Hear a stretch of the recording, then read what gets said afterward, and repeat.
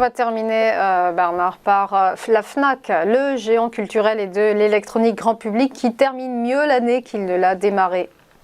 Exactement, là aussi, on est sur une action qui, quand même, entre son point haut en janvier et son point bas, avait perdu plus de 53%, hein, puisqu'elle avait été cotée autour des 58 euros et qu'elle a fait un point bas sous les 27 euros. Depuis, là aussi, valeur qui rebondit, donc qui profite du rallye que les indices connaissent depuis la fin septembre, et c'est une valeur qui a rebondi de 36%. Mais attention, là aussi, on voit bien qu'on est sur un rebond de court terme dans un mouvement qui reste baissier à long terme. Alors, certains essayent souvent de rentrer trop tard.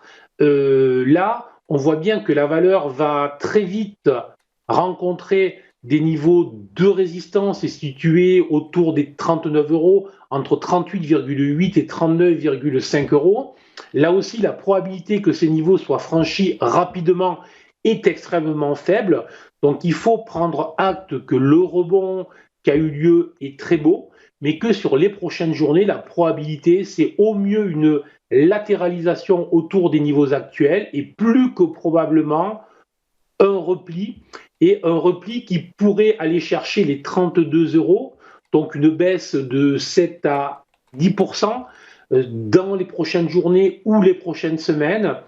Et effectivement, à ce moment-là, sur le niveau des 32 euros, il faudra surveiller si nous avions une stabilisation à ce niveau-là, voir si l'on ne peut pas rentrer à l'achat sur ces niveaux-là. Mais sur les niveaux actuels, après le spectaculaire rebond que nous avons connu, sans aucun repli, sans aucun retracement, courir après le mouvement n'est jamais une excellente idée. Donc je conseille de ne pas s'énerver, je conseille de surveiller pour des replis, et on ne l'oublie jamais, lorsqu'on investit en bourse, on gère son risque, et donc quoi qu'il arrive, lorsqu'on ouvre une position, on doit savoir le montant maximal que l'on s'autorise à perdre, en fait. Voilà.